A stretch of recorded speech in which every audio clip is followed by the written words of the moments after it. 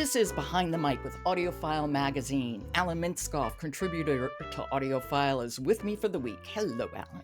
Hi, Joe. And of course, today is the third of the triptychs on ecology and environment that we had this week. And this is Into the Clear Blue Sky, the path to restoring our atmosphere.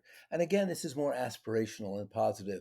And very happily, for those who listened to the last two podcasts, this is written by Rob Jackson, who's a big-time ecologist, but it is read by Sean Patrick Hopkins. Oh, he reads a variety of audiobooks. And if you don't think I was happy to finally get to somebody who is a professional reading science, I've had a smile on my face. And let me say a couple of quick things about him because I think this is important to the listener. Pace is really important in an audiobook that marches around the world and talks about the scientific basis for climate change. And Hopkins narrates with enthusiasm, and yet he has the right tempo. He's also subtle. I mean, he is a pro, and what he does is there are quite a few people quoted in a audiobook like this, and he subtly changes his tone when he quotes the experts. And thank you for that. So tell us a little bit about what he's arguing in the book. Okay, first, Jackson is the chair of the Global Carbon Project, and he's among the mainstays of those doing hands-on work in ecology. And his great goal is to restore the levels of methane to pre-industrial times. So we're back to cows. Yeah, well, for sure. But the Yeah. way he's doing that is he also does things like studies, marks gas leaks in places like right where you are. In DC, he marked gas leaks. In New York, he also reports on rewilding in Finland, Mm. the river dolphins in the Amazon. He really is a globetrotter, and he has great expertise. And yet, it's a very approachable audiobook.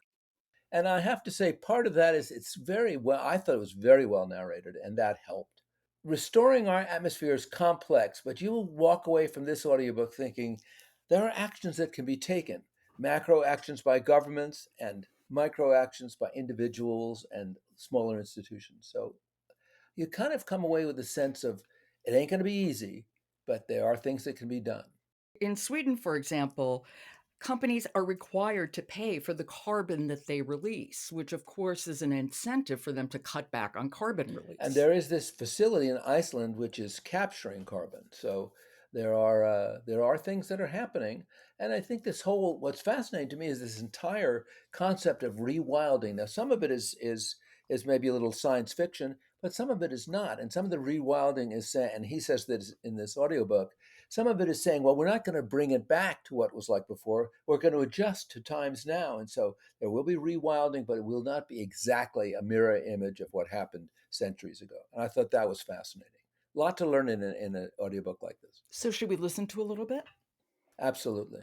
Okay, this is Into the Clear Blue Sky, The Path to Restoring Our Atmosphere by Rob Jackson, and it's read by Sean Patrick Hopkins. How do you respond to a person whose country is 1/3 submerged by monsoons turbocharged by climate change? Sherry Rahman, Pakistan's climate minister, said the flooding exceeded every boundary, every norm we've seen in the past. How can you respond to the question, what can we do to reduce such instances in the future? And who is the we? Pakistan contributes less than 1% of global fossil carbon dioxide pollution, and its per capita carbon emissions are a tenth or less of those in the United States. Why must Pakistanis suffer the effects of climate change that they did so little to cause? This imbalance is what Rahman calls climate colonialism. Okay, I want to talk about the actual text, but first, shout out to Sean Patrick Hopkins because this, I think, excerpt shows how much a good narrator can add to our engagement with the text.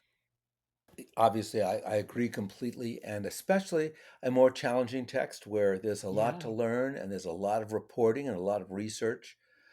It just makes all the difference. agreed. Can you say a little bit more about climate colonialism? Well, climate colonialism is what countries like the United States are accused of, where we are using so much of resources compared to, say, a country which he uses, Pakistan, which is using so little. And the individual Pakistani uses maybe a tenth of what the individual American uses in terms of energy. So he talks about that and he takes you around the world to give you examples. And some of them are sad. The river dolphins, I listened to that section in the Amazon, which of course is one of the most important parts of the planet. But I didn't realize that about the river dolphins there, and I had to look them up to see what they looked like. And it was some of it is a hard take. Okay, that is Into the Clear Blue Sky, The Path to Restoring Our Atmosphere by Rob Jackson, read by Sean Patrick Hopkins. Okay. Support from Dreamscape, an award winning audiobook publisher, brings you today's episode of Behind the Mic. Dreamscape's catalog includes authors such as L.J. Shen, Frieder McFadden, and Annie Ernaux. I'm Jo Reed. I'll talk to you tomorrow.